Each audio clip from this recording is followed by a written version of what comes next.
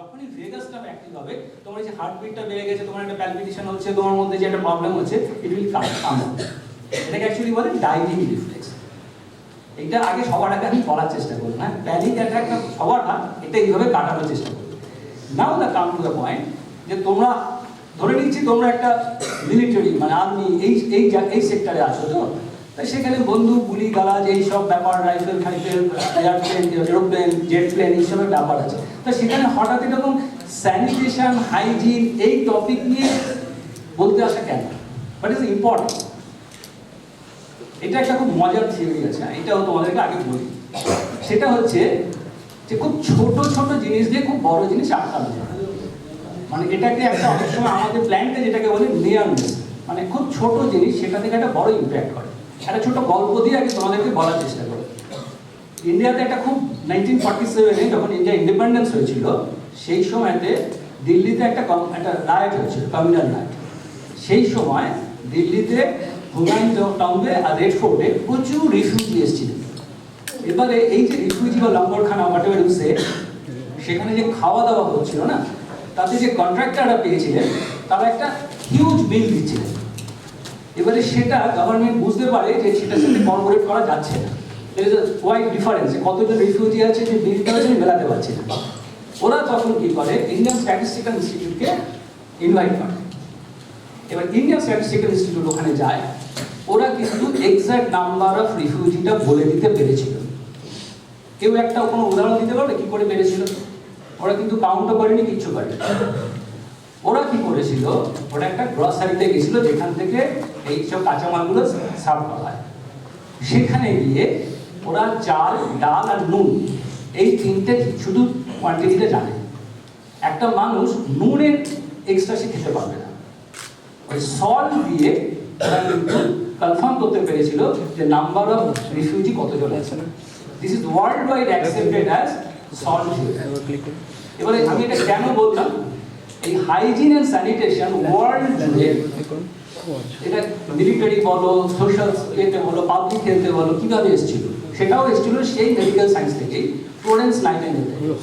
Florence nightingale এগুলো পরে আছে, আমি তোমাদেরকে আগে একটু বলে দেওয়ার চেষ্টা করছি। ফ্লোরেন্স নাইটিঙ্গেল টার্কিতে বোধহয় তখন একটা কোনো যুদ্ধ চলছিল, সেখানে দেখা যায় যে প্রচুর আর্মিতে এবং এলাকায় প্রচুর লোক মারা যাচ্ছে, নট ইন দ্য ব্যাটেল, কিন্তু যেখানে ওরা থাকছে বা হসপিটালে, এবং সেখানে দেখা গেছিল মর্টালিটি হচ্ছে মোর দ্যান 42%, মানে 100 জনের মধ্যে 42 জনের বেশি মারা যাচ্ছে।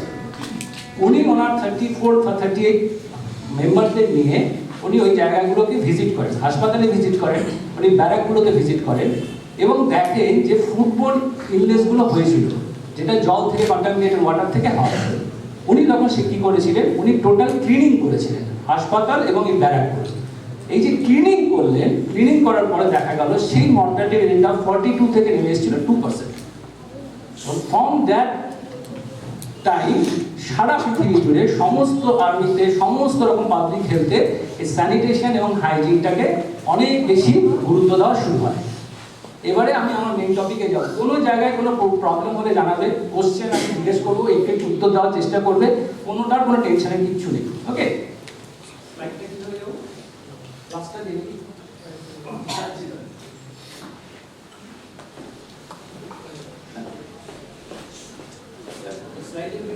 হ্যাঁ যাচ্ছি আমি একটা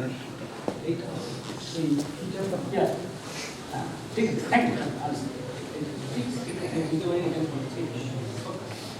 নাও হেলথ কাকে, do you know the definition of health? এখানে লেখা আছে দেখো, a state of complete physical, mental and social well-being and not merely the absence of disease or infirmity. এই মানেটা কি? এর মানেটা হচ্ছে কোনো রোগ থেকে মুক্ত হওয়া শুধু নয়, কিন্তু physical, mental and social wellbeing. That means, ধরা যাক আমি একটা লোক দেখলাম তার কোনো ফিজিক্যাল কোনো ইলনেস নেই, কিন্তু লোকটা ভীষণ নার্ভাসনেসে ভুগছে, লোকটা কোনো প্যানিক অ্যাটাক করছে, লোকটা কোনো কাজের জায়গায় গিয়ে কাজ করতে পারছে না, হি ইজ অ্যাকচুয়ালি ইল। তার হেলথের ডেফিনেশনটা খুব ব্রডার আসপেক্টসে আসছে। এই জায়গাটা ভালো করে মাথায় রাখবে, complete physical, mental and social being and not merely the absence of disease or ইনফার্মিটি। এইবারে যদি আসো এই হেলথের ডেফিনেশন থেকে আমরা হাইজিনে চলে আসবো। হাইজিনটা কিছুই না, হাইজিনটা হচ্ছে art of health. Art of health মানে হচ্ছে আমি কিভাবে নিজে ভালো থাকবো, সেইটা যদি আমি জানতে পারি তাহলেই আমার অর্ধেক কাজ শেষ হয়ে যায়। আর্ট অফ হেলথ হাইজিন খুব বড় একটা আসপেক্ট। এখানে যে পয়েন্টস গুলো আছে এগুলো তোমরা প্রত্যেককে জানো। এই যে ধরো হ্যান্ড ওয়াশিং কথাটা লেখা আছে, with soap and water after using the toilet, before eating, after কাফিং, sneezing and touching animals, bathing, showering, oral care, twice a day, fluoride toothpaste, clean clothes, respiratory equipment, cover coughs and sneeze with your elbow or a tissue, then wash hands, nail care, hair washing, clean living space, food hygiene, avoid sharing personal belongings. These are all the common subjects, এগুলো সবকটাই তোমরা জেনে রাখা ভালো। এবারে আমাকে একটা জিনিস বলো, যে কোভিডের সময় তো দেখেছো, এখানেও আমি লিখেছি hand washing with soap and water. হঠাৎ এই সোপটা আসছে করতে, মানে আমি তো 10 মিনিট ধরে এমনি হাত ধুতে পারতাম, সোপের এত গুরুত্ব আসছে কোত্থেকে? এবং এখানে কিন্তু কোথাও লেখা নেই যে অ্যাডগুলোতে দেখতে পাবো যে অ্যান্টিব্যাকটেরিয়াল সোপ, অমুক সোপ, অমুক সোপ, কিছু না, এখন প্লেন সোপ ওয়াটারে আমাকে বলছে হাত ধুতে হয়, এবং সেটাও ধরে নাও 20 সেকেন্ড ধুতে হবে। সেটা কেন, মানে হঠাৎ সাবানটা এখানে আসলো কেন? আমি তো বলতেই পারতাম প্লেন ওয়াটারে হাত ধুতে। কারণ কোনো ধারণা আছে? মানে why soap has been added? Anybody? একটু মুখ না খুলে বুঝতে পারো, আমি বড় হয়ে যাচ্ছি, তোমরা বড় হচ্ছে কিনা আমি জানি না, সেটাও জানি না। সোপের ব্যাপারটা একটু ভালো করে বুঝে নাও। যে কোনো সোপে দুটো চারটে কথা শুধু বলবো। একটা হচ্ছে সারফেক্ট্যান্ট, যারা একটু ফিজিক্স পড়েছে জানবে, ইমালসিফায়ার, যারা ফিজিক্স পড়েছে জানবে। এই দুটো যদি ফিজিক্স না পড়া থাকলে জানতে পারবে না। দুটো ওয়ার্ড আরো একটু শোনো, একটা হচ্ছে হাইড্রোফিলিক, একটা হচ্ছে হাইড্রোফোবিক। একটা জলকে টানে, একটা জলকে ভয় পায়, ঠিক আছে? এবারে সাবান দিয়ে আমি যখন হাত ধুচ্ছি, আমার হাতের এখানে সিবাম আছে। এই সিবাম বা একটা তেল জাতীয় জিনিসের মধ্যে আমার ব্যাকটেরিয়াগুলো থাকে। যখন আমি হাতটা সাবান দিয়ে ধুচ্ছি, তখন ওই যে তেল আর জল কখনো মিশ খায় না, জানো? ওরা ওটা ব্রেক করে ফেলে। ব্রেক যেই করে ফেলে, তারপর যখন আমি ওটাকে রাব করছি হাতটাকে, তখন আস্তে আস্তে সেই সিবামটা, মানে সেই তেলটা আমার হাত থেকে বেরিয়ে যাবে। তেলের সাথে লেগে থাকে যে ব্যাকটেরিয়া, ভাইরাস, সেগুলো বেরিয়ে যাবে। ঠিক সেই কারণেই সোপ ওয়াটার ইউজ করতে হবে। এর সাথে সাথে রিলেটেড করে একটা তোমাদের বলছি, দেখবে আমাদের এই টাউনশিপও আছে, বাইরেও আছে। কুকুরে কামড়ানো, আমি সব রিলেট করার নাহলে আমিও ভুলে যাবো বলে করার চেষ্টা করি। ধরো কুকুরে কামড়ানো, আজকাল কুকুরে কামড়ানো খুব বেড়ে গেছে। তাতে কি হয়? রেবিস হয়। তোমরা জানো যে রেবিস হচ্ছে 100% মর্টালিটি রেট, মানে রেবিস হলে কেউ বাঁচে না বাবা। এবারে ধরা যাক কোনো একটা মানুষের কুকুরে কামড়েছে, তোমাকে তাকে স্বাস্থ্যকেন্দ্রে পাঠাতে হবে, তুমি সামনে দাঁড়িয়ে আছো, হোয়াট টু ডু? 10 থেকে 15 মিনিট ওই লোকটাকে এনি সর্ট অফ সোপ, সেটা ডিটারজেন্ট সোপ হতে পারে, মানে এমনি সোপ হতে পারে, এনি সোপ দিয়ে তুমি 10 থেকে 15 মিনিট সাবান জল ওই জায়গাটাকে পরিষ্কার করো। দরকার হলে সিরিঞ্জ দিয়ে, যদি ডিপ মানে বাইট মার্ক থাকে, তাহলে ডিপ বাইট মার্কে তুমি সিরিঞ্জ দিয়ে সাবান জল পুশ করে দাও। কেন? যদি আমি তর্কের খাতিরে ধরে নিই যে তার মধ্যে আমার রেবিস ভাইরাসটা ছিল, ওই সাবান জল কি করবে? ওই যে লেয়ারটা আছে রেবিসের, ওই লেয়ারটাকে নষ্ট করে দেবে। 50 to 60% কাজ তোমার ওখানে হয়ে যাবে। এরপরে তো তোমার ডাক্তারবাবু সেখানে তাকে ইঞ্জেকশন দেবে, ইমিউনোগ্লোবিন দেবে, দ্যাটস সেপারেট। সাবান জল এই জন্য এত ইম্পর্টেন্ট। এবারে তার সাথে রিলেটেড আবার একটা কথা তোমাদের বলে দিই। ধরো তোমার এখানে একটা কোনো উঠতে গেলে, নামতে গেলে কোনো একটা জায়গায় একটু কেটে গেল, আর ডাক্তারবাবু আমাকে একটা টিটেনাস টক্সাইড দিয়েছে। আচ্ছা বলো তো, টিটেনাস টক্সাইড তোমার কি লাভ? কিছু কি হবে? তুমি এখন একটা তোমার হাত কেটেছে বা পা কেটেছে, তোমাকে একটা টিটেনাস ইনজেকশন দিয়ে দিলাম, তাতে কি লাভ হবে? তাতে কিচ্ছু লাভ হবে, ওগুলো আইস। কেন? এটাও তোমাদেরকে বলে দিই। ধরা যাক তর্কের খাতিরে আমার ওই কাটা জায়গাটাতে ক্লস্ট্রিডিয়াম টিটেনি ঢুকলো। এবার টিটেনাস অক্সাইড যেটা আমরা দিলাম, সেটা টক্সাইড, সেটা যতক্ষণে ওটা অ্যাক্টিভ হবে ততক্ষণে কিন্তু ক্লস্ট্রিডিয়াম টিটেনি তার কাজ করে ফেলবে, মানে তার আমাদের শরীরটাকে অ্যাটাক করে ফেলবে। তাহলে আমাকে কি করতে হবে? যখনই টিটেনাস নেবো, আমাকে একটা ফুল কোর্স নিতে হবে। সেই ফুল কোর্সটা কি? প্রথম দিন 1 মাস বাদে একবার, 6 মাস বাদে একবার। এই তিনটে যদি আমার নেওয়া থাকে, তাহলে নেক্সট 5 ইয়ার্সের মধ্যে আমার ছোটখাটো কাটাতে কোনো টিটেনাস টক্সাইডের দরকার হয় না। যদি বড় কাটা হয়, যেহেতু ওইটা একটু স্লো গ্রেডিং, তখন যেমন রেবিসের ক্ষেত্রে বললাম ইমিউনোগ্লোবিন দেওয়া হয়, দেখে টেট গ্লোব মানে ইমিউনোগ্লোবিনটা দেওয়া হয়, যেটা স্ট্যাট কাজ করতে পারে। তাহলে টেক অ্যাওয়ের মধ্যে কয়েকটা জিনিস মাথায় রাখতে পারলে, সাবান জল কেন আমার ইউজ করতে হবে, রেবিসের ক্ষেত্রে কি করতে হবে, এবং টিটেনাস টক্সাইড যদি নাম দিতে হয় কখনো 3টে কোর্স নেবে, প্রথম দিন, 1 মাস বাদে, 6 মাস বাদে, ঠিক আছে? স্যানিটেশন, যেটা পার্সোনাল হাইজিন বললাম, সেটাই যখন কমিউনিটিতে চলে যাচ্ছে, একটা এলাকাতে চলে যাচ্ছে, তখনই ওটা হয়ে গেল স্যানিটাইজেশন। ঠিক আছে? এবার এই স্যানিটাইজেশনের মধ্যে কয়েকটা ওয়ার্ড পরপর লেখা আছে, দেখো।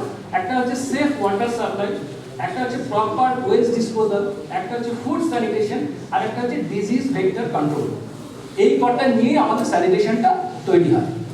এবারে তোমরা যেহেতু বাইরে অনেক দুর্গম জায়গায় তোমাদের থাকতে হবে, কাজ করতে হবে, তাহলে ফার্স্ট যেটা হচ্ছে সেটা হচ্ছে safe water supply. This is the most important. কারণ জল যদি ঠিকঠাক না থাকে কোনো পক্ষে থাকাই সম্ভব হবে না।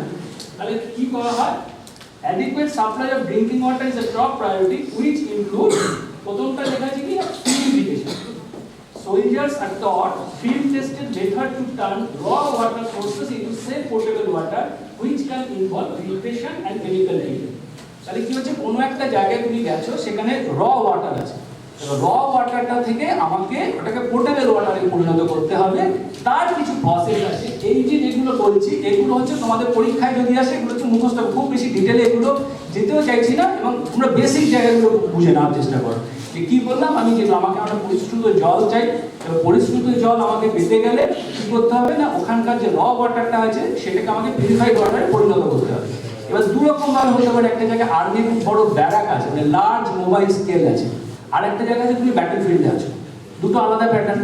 তা যদি লার্জ জায়গায় হয়, যেখানে একটা বড় ইনফ্রাস্ট্রাকচার আছে, সেখানে কি করতে হয়? একটা হচ্ছে ফিল্ট্রেশন, একটা হচ্ছে কেমিক্যাল ট্রিটমেন্ট, একটা হচ্ছে মেইন পিউরিফিকেশন মানে রিভার্স অসমোসিস,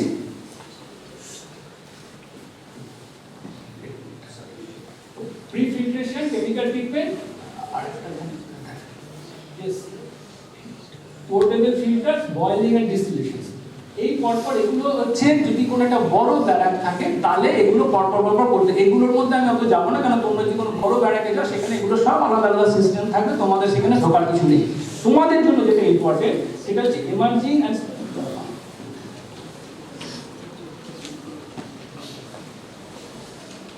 এইটা হচ্ছে তোমাদের জন্য important. Individual soldiers and small unit methods. Purification tablets, iodine or chloride dioxide tablets are added to canteen for raw water to kill bacteria and viruses. মানে কি হয়, আয়োডিন বা chlorine dioxide যে ট্যাবলেটগুলো দেওয়া থাকে, সেগুলো কিচেন ক্যান্টিনে দিয়ে দেওয়া হয় ছোট জায়গায়, যেখানে একটা ব্যাটল ফিল্ড আছে, সেখানে সেইটা সেই র ওয়াটারഹിটাকে কিন্তু অনেকটাই পরিশুদ্ধ করে দেয়। নেক্সট হচ্ছে পোর্টেবল ফিল্টার যদি থাকে তো খুব ভালো। Third one is the ultimate. Third ওয়ানটা হচ্ছে সবচেয়ে ইম্পর্টেন্ট, কোনো জায়গায় তার কোনো any, that is boiling and distillation. তুমি যদি কোনো একটা জায়গা থেকে দেখতে পাচ্ছ মোটামুটি জলটা ঠিকঠাক, তুমি যদি ওটাকে 30 মিনিট অবধি বয়েল করো, ওখান থেকে সমস্ত কিছু তুমি সেটাকে অনেকটাই পরিশ্রুত পানীয় জল হিসেবে করে দিতে পারো। সেটা হচ্ছে গরিবের বেস্ট ট্রিটমেন্ট। আমাদেরও যখন অপারেশনের কোনো জায়গা থাকে, মুখ থাকে, যা যা থাকে, সেখানে বয়েলিং ইজ আলটিমেট। 30 মিনিটস যদি বয়েল করতে পারো, দেন ইজ এনাফ। এইটা তোমাদের বেশি জানা দরকার, বাকিগুলো হচ্ছে মুখস্থ করতে পরীক্ষাতে আসে। আর এইটা যেটা পরেরটা দিয়েছি সেটা হচ্ছে এমার্জিং এন্ড স্পেশালাইজড টেকনিক এখন বেরিয়েছে, atmospheric water generation, waste heat recovery and nano filtration. এগুলো তোমাদের এখন জানার খুব দরকার। নেক্সট খুব ইম্পর্টেন্ট, সেটা হচ্ছে হিউম্যান এক্সক্রিটা। স্যানিটেশনের মধ্যে ফার্স্ট যেটা হলো তাহলে সেটা হচ্ছে ওয়াটার সাপ্লাই। ওয়াটার সাপ্লাইয়ের মধ্যে আমরা তাহলে কি পেলাম? একটা হচ্ছে বড় জায়গা, একটা হচ্ছে খুব ছোট জায়গা। বড় জায়গাতে আমার কতগুলো প্রসেস আছে, পরপর reverse osmosis, filtration, chemical filtration এসব করে আসা। আর ছোট জায়গাতে যদি আমার থাকে তাহলে আয়োডিন ট্যাবলেট দিয়ে দিতে হবে, নয়তো তার সাথে সাথে সবচেয়ে যেটা ইম্পর্টেন্ট সেটা হচ্ছে যদি আমার মোবাইল কোনো ফিল্ট্রেশন থাকে সেটা হবে, আর অ্যাট লাস্ট যেটা হয় সেটা হচ্ছে বয়েলিং করতে হবে। এইখানে যেটা আসছে হিউম্যান এক্সক্রিটা। হিউম্যান এক্সক্রিটার জন্য তোমার এগুলো তোমরা জানি না, তোমাদের অন্য কোনো টপিক এগুলো পড়েছো কিনা, তোমরা জানো কিনা আমি জানি না। স্ট্র্যাটেড ট্রেঞ্চার্স বা বার্ন আউট ডেড বিনস, এগুলো সম্বন্ধে কোনো আইডিয়া আছে কিনা আমি জানি না। স্ট্র্যাটেড ট্রেঞ্চার্স গুলো হচ্ছে একটা লম্বা একটা ট্রেঞ্চের মতো টেবিলের মতো থাকে, তাতে আলাদা আলাদা করে হোল করা থাকে, এবং সেই এক্সক্রিটারটাকে পরে স্যান্ড দিয়ে বা বালি দিয়ে বা মাটি দিয়ে ওটাকে ঢেকে দেওয়া হয়। আর এইটা যেটা হচ্ছে বার্ন আউট ডেড বিনস, সেটা হচ্ছে ধরো একটা 55 গ্যালন ড্রামটাকে হাফ করে কাটা হলো, তার মধ্যে হিউম্যান ওয়েস্টগুলোকে রাখা হলো, এবং তারপর ডিজেল দিয়ে ওটাকে পুড়িয়ে দেওয়া হয়। এই দুটো হচ্ছে এটা পরে যেটা বললাম সেটা হচ্ছে একটু ব্যাটল ফিল্ডে গেলে তবে হয় burn out dead beans. Next হচ্ছে ধরো সলিড ওয়েস্ট। সলিড ওয়েস্ট মানে কোনটা? এই যে রান্না বান্না হচ্ছে, সেই রান্না বান্না যে সবজি থাকছে, তার যে কাটা ছেঁড়া হাবি যাবে সেগুলো থাকছে, সেগুলো কি হয় stored in bags or temporary bins away from the kitchen areas for daily removal and transport to the proper disposal site. Next হচ্ছে liquid waste. proper drainage systems are established for wastewater to prevent stagnant water that collect attracts insect and causes contamination. তারপর একটা খুব important, সেটা হচ্ছে food sanitation. যারা কিচেনে রান্না করবে তাদের কিন্তু রেগুলার মেডিকেল চেকআপ দরকার আছে, রেগুলার। কেন? না সেখান থেকে অনেক রকম জিনিসপত্র ছড়িয়ে যেতে পারে, অনেক রকম ভাইরাস ব্যাকটেরিয়া ছড়িয়ে যেতে পারে। আরেকটা হচ্ছে হ্যান্ডলিং, র and cook food is kept separate to avoid cross contamination and food is cooked and stored at appropriate temperature. এইটা হচ্ছে আরেকটা খুব important, insect and rodent control. Controlling diseases vectors like mosquito, flies, ticks is a very critical routine measure which includes sanitary measures, use of pesticides and individual protective measures মানে using insect repellents or proper clothing. আমাকে anybody বলো mosquito থেকে দুটো ডিজিজের নাম বলো। anyone বলো। Malaria, dengue. Malaria কোন mosquito থেকে হয়? ম্যালেরিয়া হয় স্ত্রী অ্যানোফিলিস মশা। Very good. আর একটা কি বলে ডেঙ্গু, ডেঙ্গু কি থেকে হয়? স্ত্রী এডিস মশা। Very good. নেক্সট কি হয় বলো, ফ্লাইস থেকে কি হয়? মাছি বলো। ডায়রিয়া। আর একটু ডিটেইল, ডায়রিয়াটা একটু ব্রডার আসপেক্ট, ভাইরাল ডায়রিয়া হয়, ব্যাকটেরিয়াল ডায়রিয়া হয়, সালমোনেলা ইনফেকশন হয়। ওকে, আচ্ছা তারপরে এই সবগুলো তোমাদের অবশ্যই ইম্পর্টেন্ট, এটা ভালো বলেছো।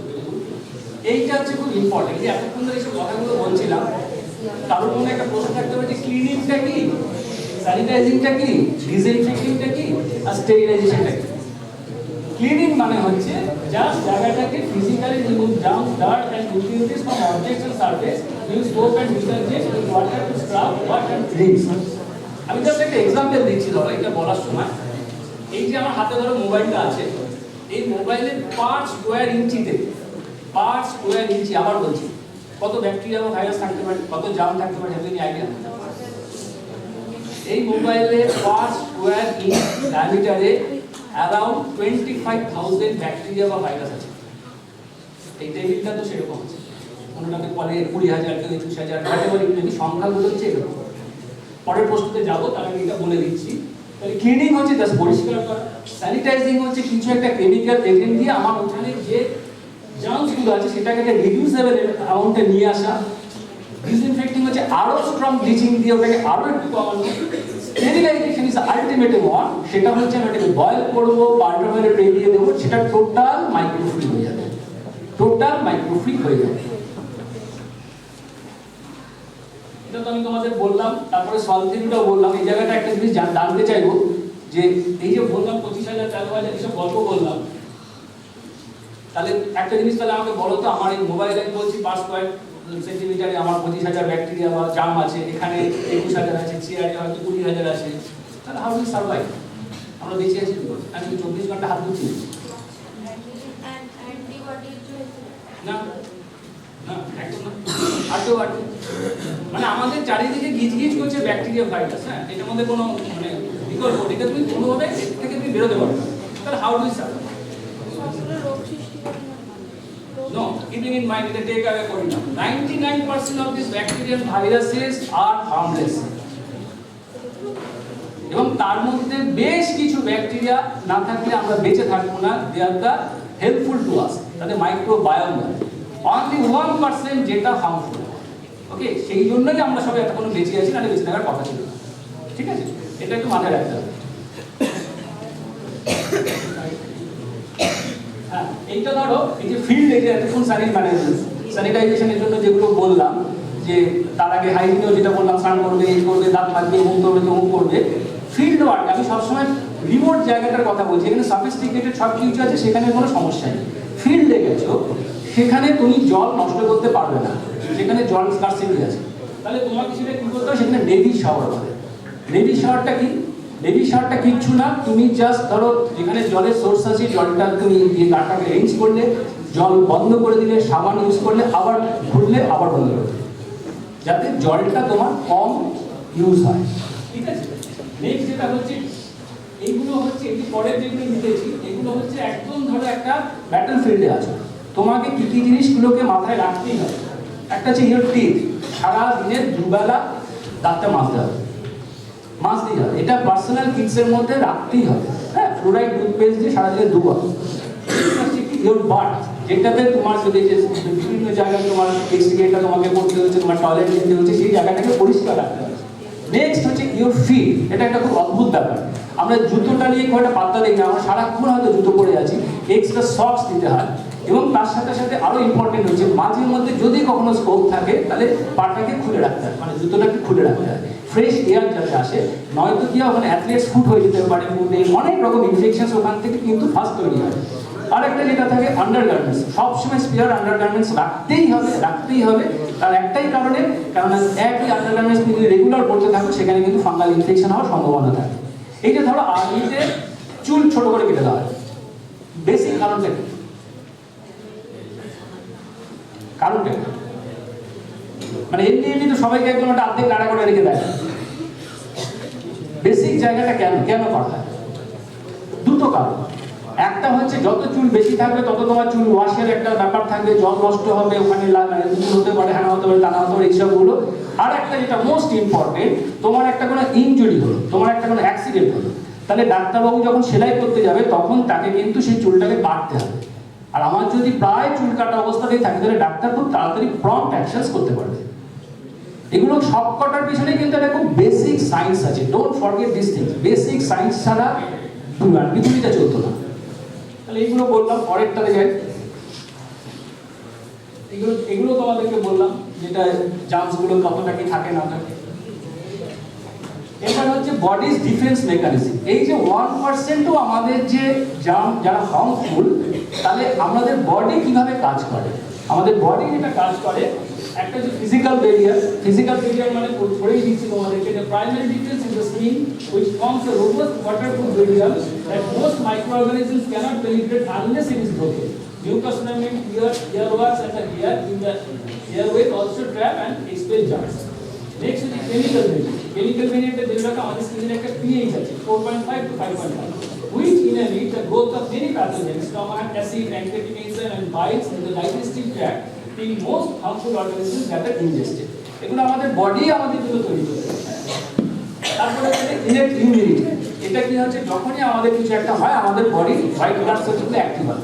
অ্যাক্টিভ হয়ে যদি উইক কোনো জার্ম থাকে তাহলে সেটাকে এনজাম করে, সেটাকে ফ্যাগোসাইটিক সেল বলে। নেক্সট যেটা হয় অ্যাডাপটিভ ইমিউনিটি। অ্যাডাপটিভ ইমিউনিটিটা কি? সেটা হচ্ছে আমরা যে টিকাগুলো দিই, ভ্যাকসিনেশন দিই। ভ্যাকসিনেশন দেওয়ার মানে কি হচ্ছে, সেই রোগটারই খুব ছোট অংশ আমার শরীরে ঢুকিয়ে দেওয়া। তাতে কি হলো, আমার বডির হোয়াইট ব্লাড সেলস তার জন্য কিভাবে মোকাবিলা করবে সেই অ্যান্টিবডিগুলো তৈরি হয়ে যাবে। সেই অ্যান্টিবডিগুলো স্টোর থাকছে আমার শরীরের মধ্যে, যখন ওটা ফ্লেয়ার আপ করে কোনো আসবে তখন তারাই কিন্তু ওদের সাথে যুদ্ধ করবে। এই জন্যই আমাদের ভ্যাকসিনগুলো দেওয়া। Almost 99% human surface infections occurs only when the defense mechanism is overwhelmed, compromised, and when a highly virulent organism enters the body through an appropriate route. এবার আরেকটা মজার জিনিস দেখো, আমাদের যে টোটাল শরীরে এই জায়গাটা খুব ইম্পর্টেন্ট, 99% কিন্তু 6টা জিনিস দিয়ে তৈরি হয়: oxygen, carbon, hydrogen, nitrogen, calcium এবং ফসফরাস। আর সেলের মধ্যে 65 থেকে 90% শুধু জল থাকে। আমাদের শরীরে প্রায় অলমোস্ট 50% এর বেশি কিন্তু শরীর জল দিয়ে তৈরি হয়। এগুলো অনেক সময় বোঝা যায় না। আমি একজন কাউকে একটা জানতে গল্প হয়েছে, তো largest organ in our body, anybody which is the largest Skin. very good. কেন বলেছো তুমি কেন? কারণ আমাদের গোটাটাই মানে স্কিন দিয়ে তৈরি।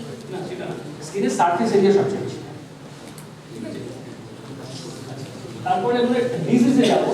ডিজিজের মধ্যে যাওয়ার আগে আর একটা জিনিস জেনে নিই, হ্যাঁ জিজ্ঞেস করি। এই যে এত সাইজ গুলো বলা হয় না, মাইক্রন, দেখবেন অনেক অমুক টু অমুক মাইক্রন, অমুক টু অমুক মিলি মাইক্রন, এগুলোর সম্বন্ধে কোনো আইডিয়া আছে? কারণ আমি কখনোই চাই না কেউ মুখস্থ করো, মুখস্থ করে হয় না। মুখস্থ করলে এইটা ঘাড়ে ওইটা চাপবো, এইটা চাপবো। এই যে ধরো মানে কোভিড গেল, যখন হলো করোনা ভাইরাস, এটা হলো, তখন দেখতে মাইক্রন, মিলি মাইক্রন, এগুলোর খুব গল্প শোনা গেছে। কোনো আইডিয়া আছে? একটা চুল, আমাদের শরীরের একটা চুল কতটা মাইক্রন জানো? তার ডায়ামিটার, আমাদের একটা চুলের ডায়ামিটার হচ্ছে 50 to 100 মাইক্রন। এবার একটা মাইক্রন কত? একটা মানে 1 মিলিমিটারের 1000 ভাগের 1 ভাগ হচ্ছে একটা মাইক্রন। আমাদের যে ড্রপলেট হয়, যেটা মানে কাশি থেকে ইনফেকশন হয়, সেগুলো কত সাইজের? সেগুলো হচ্ছে 0.5 মাইক্রন। মানে কতটা ছোট ছোট ভেবে না। একটা চুলের ব্যাস হচ্ছে 100 মাইক্রন, মানে 50 থেকে 100 মাইক্রন ধরে নাও। একটা মাইক্রন মানে হচ্ছে 1000 মিলিমিটারের 1 মিলিমিটার। এবারে আমাদের যে ড্রপলেট ইনফেকশন হাঁচি কাশি থেকে একটা শরীর থেকে আরেকটা শরীরে যায় সেটার হচ্ছে 0.4 টু 1 মাইক্রন। মানে শুধু কতটা ছোট আমাদের জিনিস এফেক্ট করে সেটা বোঝার জন্য। বাট ডিজিজের মধ্যে ধরো এইগুলো তোমাদের পরীক্ষায় আসে, মানে আমি এতক্ষণ যেগুলো বলছিলাম খুব বেসিকের জায়গায় বলার চেষ্টা করছিলাম। তোমাদের পরীক্ষায় যেরকম আসবে ধরো ভ্যাকসিন নিয়ে আসতে পারে, হ্যাঁ, যে কোন ভ্যাকসিন মানে লাইভ ভ্যাকসিন কোনটা, ডেট ভ্যাকসিন, এগুলো শুধু মুখস্থ করে কিন্তু বেসটাকে ক্লিয়ার করে। বেসগুলো কিন্তু খুব ইম্পর্টেন্ট, নাহলে মুখস্থ করে ইধার কা মান উধার, উধার কা মান ইধার। ডিজিজের মধ্যে মেইন যেটা হচ্ছে কমিউনিকেবল অ্যান্ড নন কমিউনিকেবল। তোমাদের ক্ষেত্রে আগেকার দিনে অবধি এইটাই সবচেয়ে বেশি ছিল, কমিউনিকেবল মানে যেটা পার্সন টু পার্সন ছড়া। এই যে কোভিডটা হলো কমিউনিকেবল ডিজিজ, মানে পার্সন টু পার্সন ছড়া আছে। ভাইরাস বা ব্যাকটেরিয়া থেকে হয় আর স্প্রেড বিটুইন পিপল, যেমন ফ্লু লিখেছি, COVID-19. Non communicable, non communicable এখন টোটাল ওয়ার্ল্ড ওয়াইড জুড়ে নন কমিউনিকেবলের উপর প্রচুর প্রেশার আসছে। আমাদের যে লোকের যে হার্ট অ্যাটাক হচ্ছে, লোকের যে ডায়াবেটিস হচ্ছে, লোকের যে ক্যান্সার হচ্ছে, এগুলো কিন্তু নন কমিউনিকেবল। তার মানে এগুলো একজনের থেকে আরেকজনের ছড়ানোর কোনো গল্প নেই, এটা ইন্ডিভিজুয়াল, ঠিক আছে? এইবারে সেই জায়গাতেও দেখি সেখানেও কিন্তু সেই হাইজিন চলে আসে। নন কমিউনিকেবল ডিজিজ এবং communicable disease both depends on hygiene. Hygiene কেন বললাম? কেন যদি তোমার হাইজিন ঠিক থাকে, স্যানিটাইজেশন ঠিক থাকে, তাহলে কমিউনিকেবল ডিজিজ হবে না, পার্সন টু পার্সন স্প্রেড করবে না। একইভাবে তুমি যদি নিজে তোমার পার্সোনাল বডি ঠিক রাখো, তোমার যদি বেসল মেটাবলিক রেট ঠিক থাকে, তোমার যদি বিএমআই ঠিক থাকে, তাহলে তোমার ওই হার্ট অ্যাটাক বলো, ডায়াবেটিস বলো, এগুলো হওয়ার সম্ভাবনা অনেক অনেক অনেক কমে যায়। নেক্সট আসছে কি? Genetic deficiency, autoimmune, degenerative, hormonal, idiopathy. এগুলো নিয়ে অত ডিটেইলে আমি যেতে চাইছিলাম, এগুলো একটু অ্যাডভান্স আর কি। মানে জেনেটিক ব্যাপারটা তোমরা এখন যদি জানো যে জিন ওরিয়েন্টেড যে ডিজিজগুলো হয়, হ্যাঁ, ডেফিসিয়েন্সি মানে হচ্ছে বিভিন্ন ভিটামিন ডেফিসিয়েন্সিতে যে ডিজিজগুলো হয়। স্কারভি কোন ভিটামিন ডেফিসিয়েন্সিটা বলো? আর এখন বলো তো কোন ভিটামিনটা নিয়ে খুব কাজ হচ্ছে? মানে আজকাল হঠাৎ সেই ভিটামিনটার খুব গুরুত্ব বেড়ে গেছে। ভিটামিন ডি নিয়ে এখন খুব চলছে, হ্যাঁ, ভিটামিন ডি ডেফিসিয়েন্সিটা নিয়ে এখন খুব কাজ হচ্ছে। অ্যাকচুয়ালি এটা প্রপার সানলাইটে ভিটামিন ডি আমাদের শরীরে তৈরি হয়। নেক্সট হচ্ছে অটোইমিউন। অটোইমিউন মানে হচ্ছে আমাদের ইমিউনিটি সিস্টেমটাই ব্রেকআপ হয়ে যায়। একটা অটোইমিউন ডিজিজের নাম বলো তো? একটা অটোইমিউন ডিজিজের নাম বলো। অটোইমিউন মানেটা কি? আমার শরীরে যে ইমিউনিটিটা আছে সেটাই আমার শরীরকে আক্রমণ করছে। বাড়ির চাষবাসে অনেকের কাছে থাকবে, দেখবে রিউমাটয়েড আর্থ্রাইটিস হয়, that is an autoimmune disease. এখানে যেটা আছে লেখা আছে, এখানে এসএমই লেখা আছে, লুপাস লেখা আছে, that is an autoimmune disease. ওকে,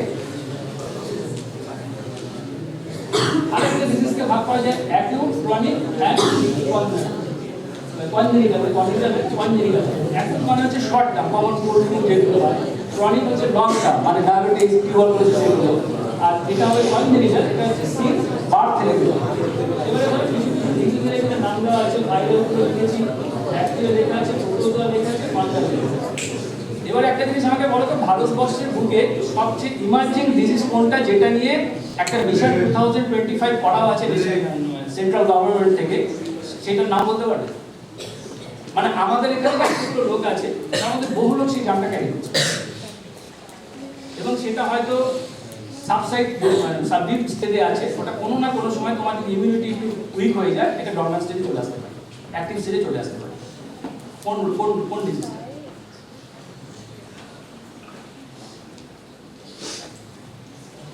মানে একটা নিশ্চয় মিত্র নাম শোনা আছে? নিশ্চয় মিত্র প্রোগ্রাম চলছে tuberculosis. Around 40 to 50% of Indian people are suffering from tuberculosis. এবারে ব্যাপারটা কি আছে না, আমার যদি ঠিকঠাক আমি খাওয়া দাওয়া করছি, আমার ওটা সাবস্ট্রেট ডিজিজ আছে। যেদিন আমার ইমিউনিটিটা ব্রেক করে যাবে সেদিন এটা ফ্লেয়ার আপ হবে।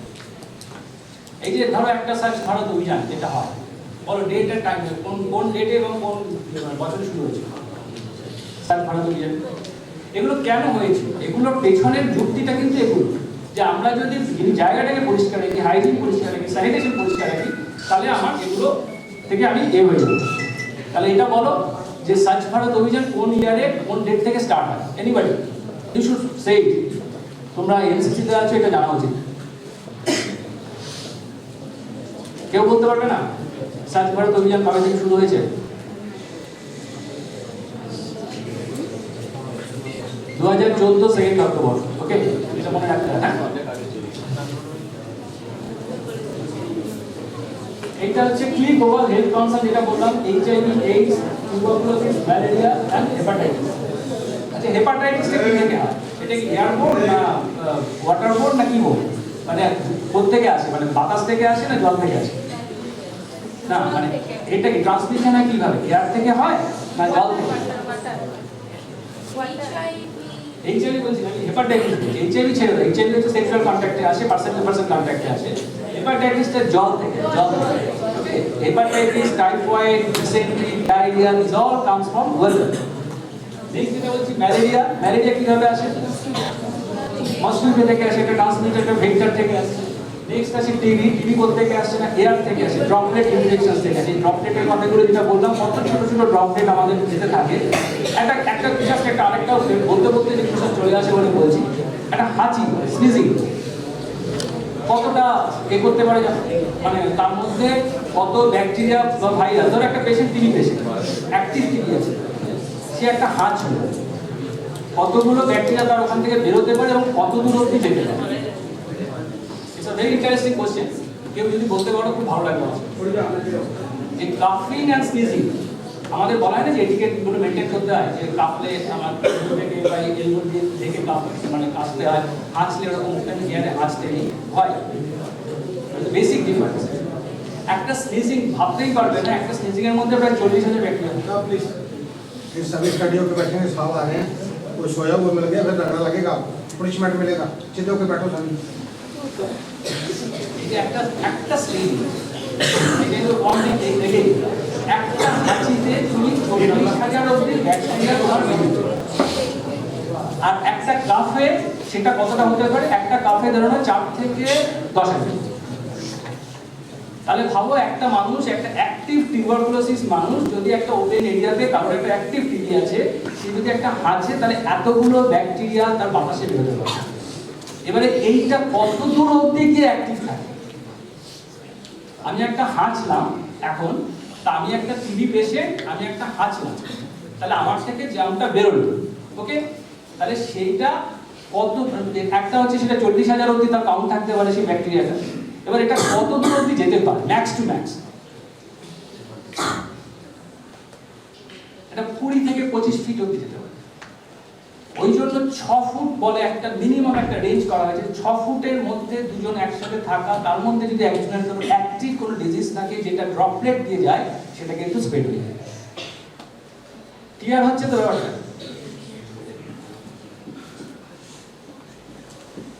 Balance diet. ব্যালেন্স ডায়েট মানেটা কি? এই যে এখানে যেগুলো লিখেছে এগুলো তো তোমরা মুখস্থ করতে, carbohydrate, protein, fat, vitamin, minerals, dietary mineral, water, এই যে সবকটা নিয়ে যখন খাবারটা তৈরি হয় তখন তাকে বলা হয় ব্যালেন্স ডায়েট। সারা দিনে আমার ব্যালেন্স ডায়েটের জন্য আমার ওয়াটার রিকোয়ারমেন্ট কত থাকে? 3 থেকে 4 লিটার। হ্যাঁ, 4 লিটার। 3 থেকে 4 লিটার। আচ্ছা, এবার আমাকে একটা জিনিস বলো তো, তাহলে তোমার যে শরীরে যে এই যে ডায়েটটা খাচ্ছ, ডায়েট থেকে তো এনার্জি তৈরি হচ্ছে, তো সেই এনার্জিটি তোমার কাজে লাগছে। ওকে, তুমি এনার্জি আগে তোমার প্রথম কথা যে তোমার বডিতে কতটা ডায়েট লাগবে, সেই ডায়েট থেকে এনার্জি হবে, বা তোমার বডিটা নরমাল ওয়েটে আছে কিনা, নরমাল শেপে আছে কিনা। How do understand? BMI। Exactly, what is BMI? Body mass index. না না না, কিভাবে মাপবে? Body mass index. Body mass index তুমি বুঝতে পারলাম, তুমি কিভাবে ক্যালকুলেট করবে? Body mass by height square. হ্যাঁ, body mass by height square. একটু আরেকবার বলো। বডি মাস ঠিকই বলছো, যে বলছো ঠিকই বলছো, বলো। Body weight mass divided by height in metre square. তো নরমাল BMI কত থাকে একটা মানুষের? 2700 না, BMI 2700 না, BMI তো একটা রেশিও, ওরকম 2700 কি করে হবে? তোমার হাইট থেকে তুমি ওয়েট থেকে হাইট মিটার স্কয়ার বাদ দিয়ে 2700 মতো আসতে পারবে। ধরে নাও 18 থেকে 25, এরকম একটা BMI থাকে। ওকে, এইবারে যেটা হচ্ছে সেই যে BMI হলো, তারপরে তোমার আরেকটা যেটা আমি তোমাকে দেখাবো, এগুলো একটু কঠিন, তাও একটু জেনে রাখা ভালো। তোমার কত ক্যালোরি লাগবে সারাদিনে বাঁচতে গেলে, সেইটা ইন্ডিয়ারি কত বললে? 3000। হ্যাঁ, 3000। 3000 ক্যালোরি যদি লাগে, তাহলে তার সাথে একটা অঙ্ক করে তোমাকে এখানে ডায়েটটাকে মেইনটেইন করতে হবে। This are all science. এইবারে ধরো তোমার যদি স্লাইডটা আছে কিনা জানি না, এনার্জিতে যে লেখা আছে এই ফর্মুলাটা, এটা খুব কঠিন ফর্মুলা। এই ফর্মুলাটা হচ্ছে অ্যাকচুয়ালি আমাদের শরীরে কতটা বিএমআর লাগে। বিএমআর হচ্ছে বেসাল মেটাবলিক রেট। একটা মানুষ শুয়ে আছে, তার কোনো সারাদিনে সে কাজকর্ম করে না, তার শ্বাস প্রশ্বাস নেওয়ার জন্য, তার সার্কুলেশন করার জন্য, এই যে নর্মাল অ্যাক্টিভিটি, তার জন্য যে জিনিসটা যতটুকু ক্যালোরি লাগবে, that is BMR, basal metabolic rate. এটা একটা ফর্মুলা দিয়ে এটা বার করা যায়। 10 into weight in kg plus 6.25 into height in centimeter minus 5 in age in years plus 5, এটা ছেলেদের আর মেয়েদেরটা হচ্ছে -161। তাহলে এখান থেকে আমি কি করতে পারছি, এখান থেকে আমি বিএমআরটা পাচ্ছি। এবারে বিএমআরটা হয়ে গেল আমার একদম নিউট্রাল পজিশনে থেকে আমার এই শক্তিটা লাগবে। এইবারে আমার অ্যাক্টিভিটির উপরে একটার পর একটা এনার্জি রিকোয়ারমেন্ট দরকার। ঠিক আছে, এবার ধরা যাক কোনো একটা ওবেস পেশেন্ট, তোমরা একটু আগে বলে বিএমআই, তো বিএমআই থেকে একটা ওবেস পেশেন্ট হলো, ওবেস পেশেন্টের তাকে আমার ওয়েটটা রিডাকশন করতে হবে। এবারে তোমাদের কথাও ছেড়ে দিলাম, একটা সিম্পল, বাড়িতেও বাবা মারা আছে, সবাই আছে, তো সিম্পল ফর্মুলাটা কি, তুমি যদি দেখা যাচ্ছে এই লোকটা ওবেস, এই লোকটা বিরাট বড় ভুঁড়ি আছে, হাউ টু রিডিউস, কারণ এগুলো সব হেলথ হাইজিনের সাথে রিলেটেড হয়ে যাচ্ছে। সেটাও পরে বললাম, একটা কমিউনিকেবল, একটা নন কমিউনিকেবল ডিজিজের সাথে কিন্তু এগুলো রিলেটেড, কারণ এগুলো সবই কিন্তু পার্সোনাল হাইজিনের মধ্যে পড়ে। আর্ট অফ হেলথ বলে না, art of health is like this. তাই আমি জানতে চাইছি, কারণ বিএমআই ধরো 30, 32, 35 দেখা যাচ্ছে, তার মানে ওভারওয়েট। তা ওভারওয়েটের ক্ষেত্রে তোমাকে কি বলতে হবে, তোমরা হয়তো আপনি আছেন যারা বয়স্ক ধারা পারবেন, তাদেরকে কি বলতে হবে, হাঁটতে বলতে হবে। সিম্পল ওয়ান ইজ হাঁটা। কি হাঁটা? সেটাকে বলে ব্রিস্ক ওয়াক। Brisk walking মানে কি 90 to 100 steps per day into 30 minutes into 5 days in a week. ওকে, এইটা যদি সে রেগুলার করে তার অনেকটা ওয়েট রিডাকশন হবে। বুঝতে এইটা এগুলো তোমাদের যে অঙ্ক করেছে দিলাম, এটা multiply your BMR by activity measures by 1 হচ্ছে সেডেন্টারি, 1.5 হচ্ছে লাইট ওয়ার্ক, 2.10 হচ্ছে heavy work for men, and 1.5 is light, 2.8 heavy for women. আর বিএমআই ক্যালকুলেশনটা আমি বলে দিলাম, বিকজ এটা বললাম 18 থেকে 25 আমরা ধরি, কোনো অসুবিধা কিছু নেই। এটা পরে আসছে। এবারে তাহলে আমরা টেকআওয়েটা কি কি বললাম বলো তো, স্যানিটেশন এন্ড হাইজিন, এটা পরে আছে, এটা পরে যাচ্ছে। কি কি হলো তাহলে? What is health? Health তাহলে কি হলো? It's a complete physical, mental and social well-being without the absence of disease or infirmity. মানে শুধু রোগ থেকে মুক্ত না, আমাকে ভালো থাকাটাকেই হেলথ বলে। আমাকে ভালো থাকতে হবে, আমি সব কাজে অ্যাক্টিভ পার্টিসিপেট করতে পারছি, আমার একটা আনন্দ আসছে, আমার কোনো কাজ করতে আগ্রহ লাগছে, দ্যাট ইজ হেলথ। মানে এখন যেমন সারা পৃথিবীর জন্য মেন্টাল হেলথের উপর প্রেশার দেওয়া আছে, মানুষের ফিজিক্যাল হেলথ সারাদিন সে কোলেস্টেরল করে, ট্রাইগ্লিসারাইড করে, সুগার করে, অমুক করে, কিন্তু সারাদিন তার ভালো লাগে না। এটা একটা মেন্টাল হেলথের ব্যাপার। তাহলে সেখান থেকে আসছে কোথায় আমার হাইজিন। হাইজিনে কি আসলো? হাইজিন হচ্ছে আর্ট অফ হেলথ, আমি নিজে কিভাবে ভালো থাকবো সেইটা। তার কি কি আছে? তার দু রকমের পার্ট আছে। একটা ফিজিক্যাল পার্ট, আমার চুল কাটা, আমার নখ ঠিক রাখা, আমার হচ্ছে দুবার করে ব্রাশ করা, আমার স্নান করা, পার্সোনাল বিলিয়নিংস কাউকে না দেওয়া, এগুলো হচ্ছে পার্সোনাল হাইজিন। আর একটা যদি আমি সোশ্যাল হাইজিন যেটা বলি, সেটাকে বলে স্যানিটাইজেশন। সোশ্যাল হাইজিন, স্যানিটাইজেশনে তাহলে আমার কি করতে হবে? একটা হচ্ছে পিওর ড্রিঙ্কিং ওয়াটার নিতে হবে, একটা হচ্ছে এক্সপিরিটাকে ঠিকঠাক ডিসপোজাল করতে হবে, একটা হচ্ছে বাকি সলিড যে ওয়েস্ট ডিসপোজাল সেগুলোকে করতে হবে, একটা হচ্ছে ভেক্টর কন্ট্রোল করতে হবে। ভেক্টর কন্ট্রোল, ভেক্টর কন্ট্রোলটা কি না, মশা মাছি হাবিজাবি এগুলোকে করতে হবে, তাদের পেস্টিসাইড ইউজ করতে হবে, মসকিটো রিপেলেন্ট ইউজ করতে হবে, এগুলো ইউজ করতে হবে। এটা হলো তাহলে এই দুটো ব্যাপার হয়ে গেল। এইবারে যেটা হলো, আমার যে ডিজিজ যেগুলো হয়, ডিজিজটাকে আমরা অ্যাটাকটাকে রাখছি কিভাবে? যে সারাদিন এত ভাইরাস ব্যাকটেরিয়া বললাম যে 99% আমাদের virus bacteria harmless, 1% very harmful. তার জন্য আমাদের বডি ডিফেন্স মেকানিজম খুবই ভালো। বডি ডিফেন্স মেকানিজম কি করে? একটা যে কোনো ভেরিয়ান্ট আমাকে ঢুকতে পারবে না, একটা যদি ঢোকেও তাহলে আমাদের ইনেট ইমিউনিটি আছে, অ্যাক্টিভ ইমিউনিটি আছে, প্যাসিভ ইমিউনিটি আছে, যেগুলো আমরা ভ্যাকসিনেশন দিয়ে করতে পারি। সেখান থেকে ওরা একটা রোগ প্রতিরোধক ক্ষমতাটা বাড়িয়ে দেয়। সেখান থেকে আমরা কমিউনিকেবল বহু ডিজিজকে কন্ট্রোল করতে পারি। একটা হচ্ছে ভ্যাকসিনেশন, একটা হচ্ছে প্রপার হাইজিন। নন কমিউনিকেবল ডিজিজগুলো যেগুলো হচ্ছে, সেটা হচ্ছে তোমার ডায়াবেটিস, হার্ট অ্যাটাক, এইগুলো যেগুলো হচ্ছে, তাতে আমার বডি শেপ মেনটেন করতে হবে, বিএমআই ঠিক রাখতে হবে, বেসাল মেটাবলিক রেট থেকে তার কত আমার সেটা মাথায় রাখতে হবে, ডায়েটটা ঠিক রাখতে হবে, দ্যাট ইজ ব্যালেন্স। এইটা হলো পুরো ব্যাপারটা। এবার তোমাদের যেটা বললাম, তোমরা ব্যাটল ফিল্ডে আছো, ব্যাটল ফিল্ডে ওখানে গিয়ে তোমাকে পার্সোনাল হাইজিন মেনটেন করার জন্য যেগুলো করতে হবে, তোমার টিথের উপরে জোর দিতে হবে, তোমার বাটের উপরে জোর দিতে হবে, তোয়ের উপরে জোর দিতে হবে। এইটা খুব ইম্পর্টেন্ট, এবং সবসময় সাথে এক্সট্রা সক্স রাখতে হয়, এক্সট্রা আন্ডারগার্মেন্টস রাখতে হয়, এগুলো রাখতেই হবে। আর বাকি যেটা যে র ওয়াটার থেকে মানে আমি যদি পোর্টেবল র ওয়াটার থেকে পোর্টেবল ওয়াটার কি করে করবো সেই প্রসেসগুলো সব বললাম, কিন্তু তার মধ্যে যেটা পুরো বেসিক হচ্ছে বয়েলিং। বয়েলিং এর চেয়ে ভালো কিছু হয় না। তারপরেও যেটা বললাম যেটা যে ক্লিনিং কাকে বলে, ডিসইনফেক্টেড কাকে বলে, তোমার স্টেরিলাইজেশন কাকে বলে, এগুলো সব কটা ডিফারেন্সগুলো বুঝতে পারবে। তাহলে the most effective method sanitisation কি যদি বা জিজ্ঞেস করি, এতগুলো যেগুলো বললাম, ধরো ক্লিনিং বললাম, স্যানিটাইজিং বললাম, হ্যাঁ ডিসইনফেক্ট বললাম, স্টেরিলাইজেশন কোনটা? স্টেরিলাইজেশন। এখানে আমাদের অপারেশন থিয়েটারে যেগুলো হয় সেগুলো হচ্ছে স্টেরিলাইজেশন। এবারে তোমাদের যে পরীক্ষার প্রশ্নগুলো বারবার বলেছি, তোমাদের পরীক্ষার প্রশ্নগুলো আসবে হচ্ছে যে ব্যালেন্স ডায়েটের মধ্যে কোন ভিটামিন ডেফিসিয়েন্সিতে কি হয়, কোন ভ্যাকসিনটাতে কি লাইভ ভ্যাকসিন আছে, এটার জন্য কোন হেপাটাইটিস কিভাবে আসে, তোমার টিবি কিভাবে হয়, এগুলো আছে। এইগুলো যদি জানা থাকে তাহলে অনেক সুবিধা। এবং সবসময় তোমাদের আবারও যেটা বললাম, মিলিমিটার, মাইক্রোমিটার, ন্যানোমিটার এগুলোর সম্বন্ধে কিন্তু আগে ভালো করে পড়ে নিতে হবে, তাহলে এগুলো ইদা কামান উদার হবে। এবার আমি ফার্স্ট এডের দিকে যাবো, তার আগে আমি একটা হচ্ছে তোমার basic idea of sanitisation and hygiene. এবং তার জন্য তোমাকে বললাম টোটাল ওয়ার্ল্ড জুড়ে কিন্তু বারবার আবারও বলছি, ফ্লোরেন্স নাইটিঙ্গেল থেকে এই জিনিসটা আর্মিতে ঢুকেছিল।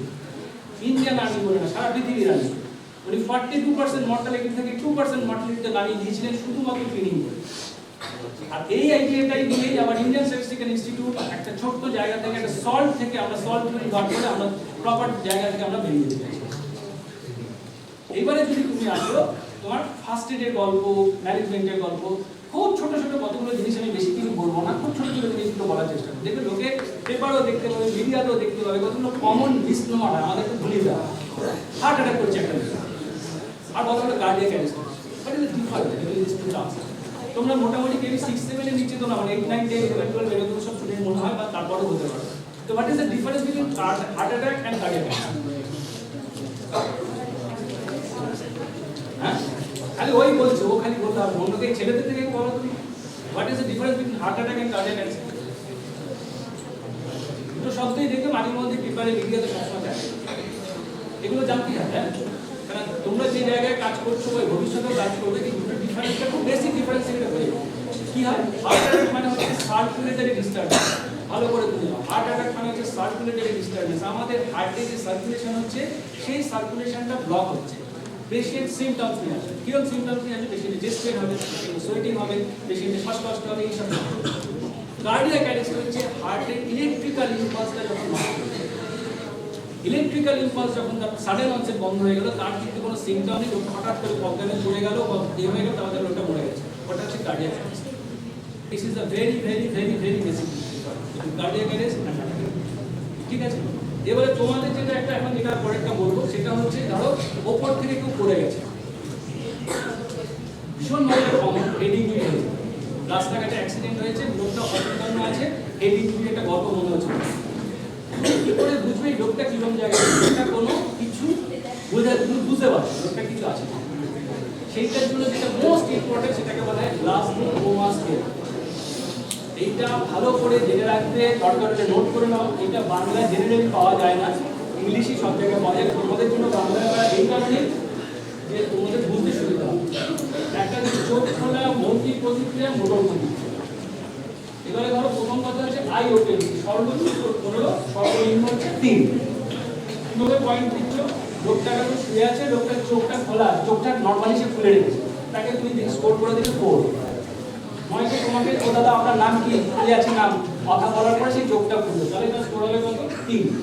তুমি এইখানে সুপারঅরবিটালে একটা প্রেসার দিলে সে চোখটা খুলবে, তাহলে তার কত হবে? 2।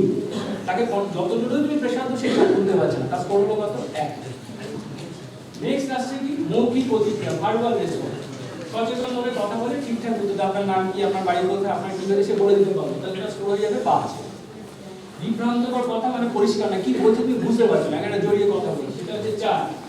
অর্থহীন বাক্য উচ্চারণ করছে, এইগুলোর ব্যাখ্যা দেওয়ার কিছু নেই, তাহলে তাতে সেটা কি? অস্পষ্ট শব্দ, কোনো কথা উচ্চারণ করতে পারছে না, একটা মাফলিং সাউন্ড আসছে, দ্যাট ইজ 2। কোনো কথা বলে না, দ্যাট ইজ 1। হ্যাঁ, নেক্সট হচ্ছে মোটর প্রতিক্রিয়া। তুমি একটা হাত তুলতে বললো, নিজে নাড়াতে পারছে, নির্দেশ অনুযায়ী অঙ্গ নাড়াতে পারে। 6। ব্যথা দিলে অবস্থান চিহ্নিত করতে পারে। 5। ব্যথায় অঙ্গ সরে যায়। 4। অস্বাভাবিক ফ্লেকশন মানে গুটিয়ে যাচ্ছে। 3। অস্বাভাবিক এক্সটেনশন। 2। কোনো নড়াচড়া নেই। 1।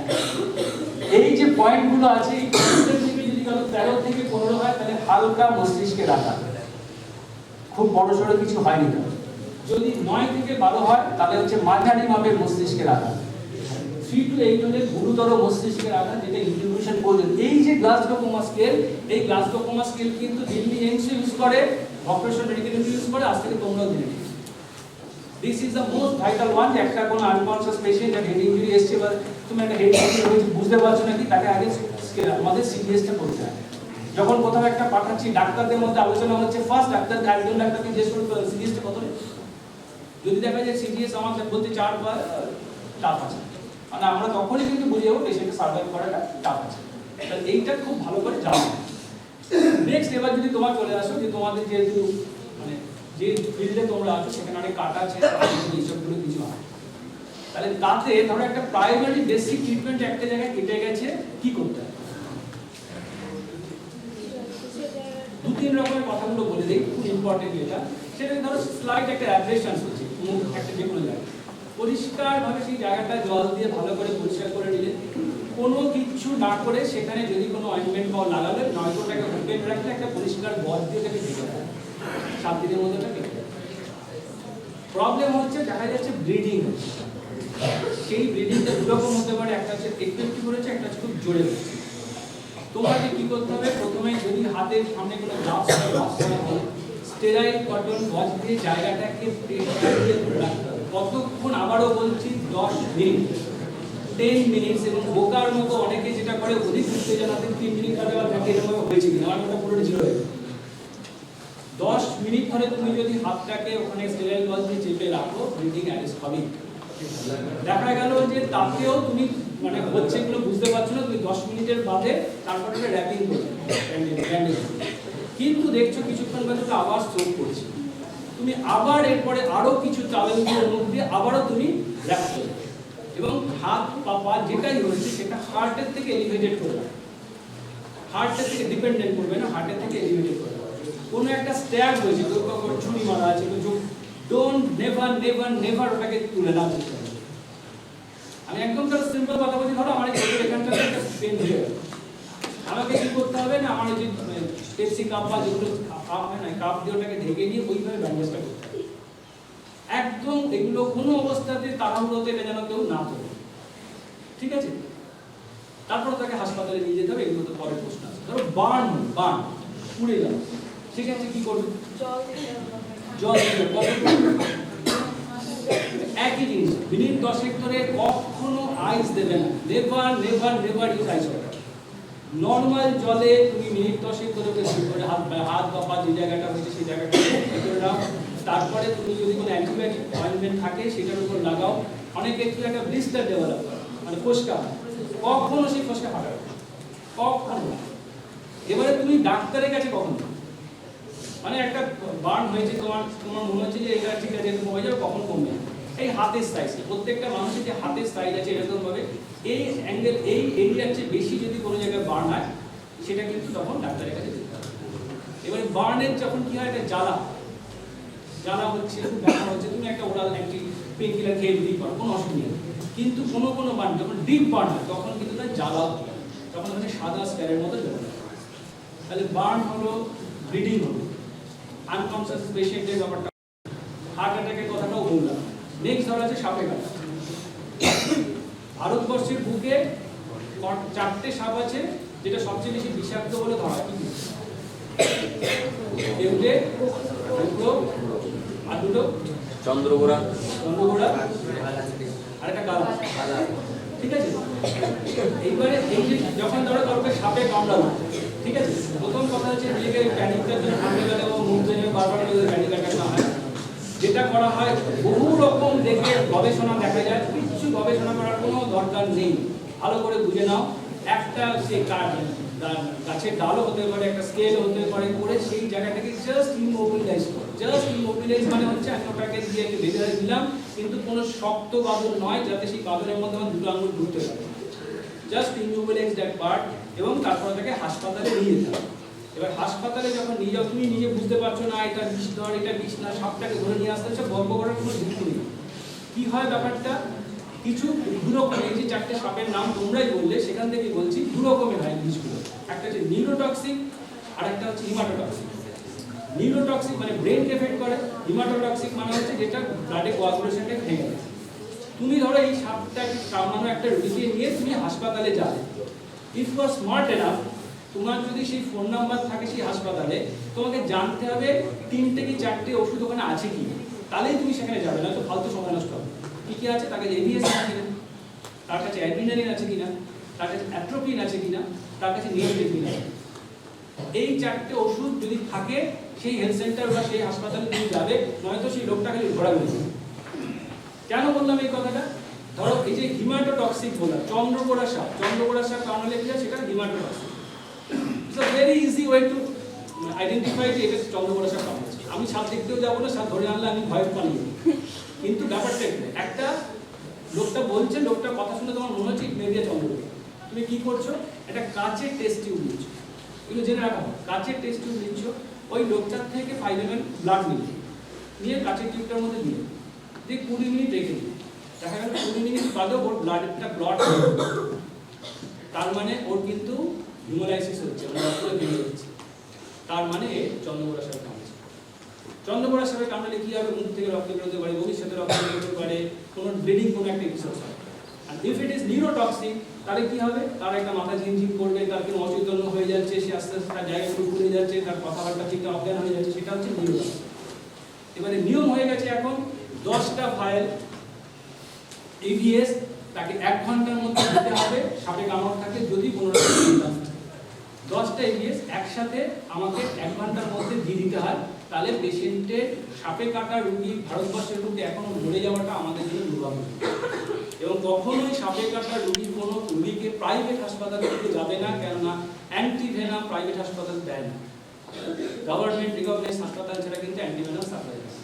আর এই যে অ্যান্টিভেনামটা কিভাবে তৈরি হয়, ঘোড়ার থেকে তৈরি হয়।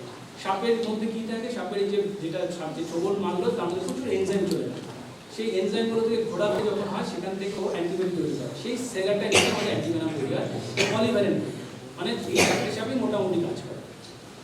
ঠিক আছে, তাহলে এইগুলো মাথায় রাখতে হবে যে সাপে কাটা রোগীর ক্ষেত্রে কি করছে, হালকা করে বাঁধন দিচ্ছি, কোনো পাকামো করছি না, কোনো কাছাকাছি হাসপাতাল আছে সেখানে এটাকে ইমোবিলাইজ করে সেখানে নিয়ে যাবো, রোগীর সাইন্স অ্যান্ড সিমটম থেকে কিছুটা বোঝার চেষ্টা করবে যে এটা একটা বিষাক্ত সাপ কামড়েছে কিনা, কেন কিন্তু তার বুঝে নাকি রক্ত পড়ে ঝিমিয়ে যাচ্ছে, ওদের একটা নিউরোটক্সিক ডিফারেন্স। এবং ওখানে যাওয়ার সাথে সাথেই যেটা হচ্ছে এই 4টে ইনজেকশন আপনার কাছে আছে তো। এবার 4টে ইনজেকশনের কথা কেন বললাম, কারণ হয়তো অ্যান্টিভেনাম দিকে অ্যালার্জি হচ্ছে, আগে ছিল অ্যাড্রিনালিন ইনজেকশনটা আগে দিয়ে রাখতে হতো, এখন এসব বলেছি এসব লাগবে না। যদি অ্যালার্জি হয় তাও তুমি এভিএস চালাও, তার সাথে তুমি অ্যাড্রিনালিন দিও, তার সাথে অ্যাট্রোপিন এবং নিওস্টিগমিন যেটা হয় সেটা হচ্ছে যদি নিউরোটক্সিক হয় তাহলে অ্যাট্রোপিন এবং নিওস্টিগমিন দেওয়ার সাথে সাথে তার ওই যে সেন্ট্রাল নার্ভাস সিস্টেমে যে অ্যাবনর্মালিটি সেটা অনেকটা ঢাকা হয়ে যায়। আর চন্দ্রকোড়া সাপগুলোর ক্ষেত্রে কি হয়, সেক্ষেত্রে পরে ডায়ালিসিসের ক্ষেত্রে। ঠিক আছে, এরপরে কি কি আর বলার আছে একটু আরেকটু জানতে চাই।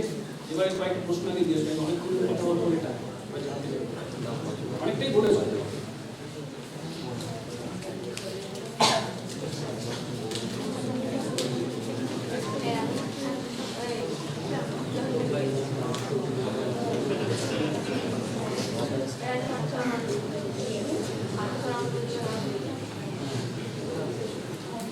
এখানে এই কোশ্চেনগুলো তোমাদের পরীক্ষাতে এসেছিল, এবং খুব সুবিধা সুবিধা প্রশ্ন আমি যেগুলো আছে, আমি কিন্তু একটা স্যাম্পল জোগাড় করেছিলাম, যে জিজ্ঞেস করেছিলাম এরকম প্রশ্ন আছে। What is the single most effective way to prevent the transmission of disease? What is the single most effective way to prevent the transmission of disease? কি হবে এটা? তোমাদের এনসিসি সি গ্রেডের বা বি গ্রেডের কোনো একটা সার্টিফিকেট কোর্স, সার্টিফিকেট পাওয়ার জন্য সেটা আছে। এতক্ষণ কথা বলার মধ্যে কি মনে হলো যে সবচেয়ে আগে নিজে পরিষ্কার রাখতে কি করতে হবে? Hand wash. হ্যান্ড ওয়াশ কি হবে? এবার সেই প্রশ্নটাও আছে, how long do you need to wash your hand to remove harmful germs and chemical? 20 seconds. 20 minutes নয়, 20 সেকেন্ডস। আচ্ছা, এরপরের একটা কোশ্চেন আছে, is using antibacterial soap better than plain soap for every personal hygiene? তোমরা কি বলছো যে antibacterial soap হিসেবে বাজারে যেগুলো বিক্রি সেগুলো বেটার, এরকম কি কোনো জায়গায় কোনো গল্প আছে? নো, কোনো গল্প নেই। Can you tell if food has enough bacteria to cause food poisoning by smelling? এটা বলতে পারবে? মানে তুমি কি শুধুমাত্র ফুডের একটা গন্ধ দেখেই সবসময় বলে দিতে পারো যে এই ফুডটা খারাপ? নো, কেন সবসময় যে ফুডের খাবারের যে গন্ধ আছে তা না, কিন্তু খাবারটা খারাপ থাকতে পারে। এই জায়গাটা বলতে পারো কিনা জানি না, দেখো এতক্ষণ ধরে বলার পরে জানতে চাইছি। What are the 5 F that causes to spread of foodborne disease? Foodborne disease যেটা বললাম 5টা F থেকে হয়। 5টা F এর মধ্যে এতগুলো কথার মধ্যে আমার এগুলো ছিল, বলার চেষ্টা করো 5টা F।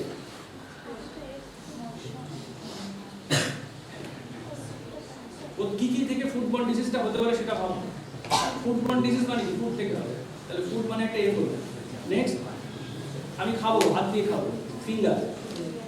নেক্সট, আমার এক্সট্রিকেটার ফিসেস থেকে হতে পারে, ফ্লাই, ফিসেস, ফরমাইটস। তাহলে food, finger, faeces, fomites and flies. এবার মানে হচ্ছে সার্ভিস।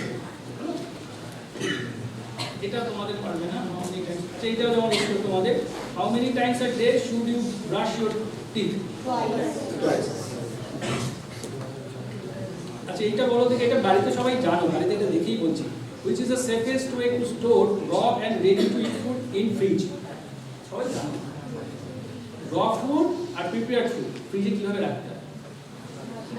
raw food কোথায় থাকে? নিচে ফ্রিজ করে থাকে, ঠিক আছে? আর এইটা না পারাটা আমার কাছে খারাপ লেগেছে। when did Swachh Bharat mission অভিযান was started, এটা তোমাদের জানা উচিত ছিল, এগুলো কিন্তু আসবে। এই যে ধরো আর্মিতে এই যে হাইজিন স্যানিটেশনের যে গল্পগুলো বললাম, এই হাইজিন এন্ড স্যানিটেশনের এটাকে শ্রমদান বলা হয়। ঠিক? আচ্ছা এবারে ধরো অনেক সময় আরেকটা আসে যে নাক দিয়ে দিই, লেজার বলি, খুব কম। কি করবে? ফার্স্ট এডে কি করবে? মানে খুব উল্টোটা করা হয়। নাক দিয়ে যখন ব্লিডিং হয়, আমরা অনেক সময় কি দেখেছি যে তাকে এরকম ভাবে নেভার টু এক্সটেনশন হিয়ার। তাহলে কি হবে? এই জিনিসটা তোমার খাদ্যনালী বা শ্বাসনালীতে চলে যাবে। রাদার দ্যান তুমি মুখটাকে একটু নামাচ্ছ, নস্ট্রিল দুটো চেপে রাখছো এবং এইখানে যদি পারো একটু বড় করছো, এটাতে এপিস্ট্যাক্সিস বন্ধ হয়ে যাবে। 10 মিনিট তুমি ধরে রাখো। সব ক্ষেত্রে যেটা যে 10 মিনিট বলা হয়তো বার্নের ক্ষেত্রে বললাম, বা তোমার কোনো একটা কাট মুন্ডের ক্ষেত্রে বললাম, এই ক্ষেত্রে বললাম। ব্যান্ডেজের ক্ষেত্রে নেভার এটা কিন্তু আমাদের মানে আমাদের প্রফেশনের নার্স ডাক্তারকেও আমি দেখেছি উত্তেজনার বসে এরকম ভাবে চেপে রেখে আবার দেখছি, ডোন্ট ডু দিস। আবার পুরো ব্যাপারটা নতুন করে ফিরে আসতে হবে, ঠিক আছে? এবার হার্ট অ্যাটাকটাও বললাম, মায়োকার্ডিক ইনফার্কশনের কথাটাও বললাম। আরেকটা জিনিস বলো, ধরো বহু ছেলে মেয়ের মধ্যে একটা অ্যাজমা হয়, দেখবে এই জায়গাটাতেও খুব প্রবলেম হয়। আমরা দুটো ওয়ার্ড দেখবে বাড়িতে যদি বয়স্ক লোক থাকে তারাও ইনহেলার নিচ্ছে, ছোট বাচ্চা সেও ইনহেলার নিচ্ছে।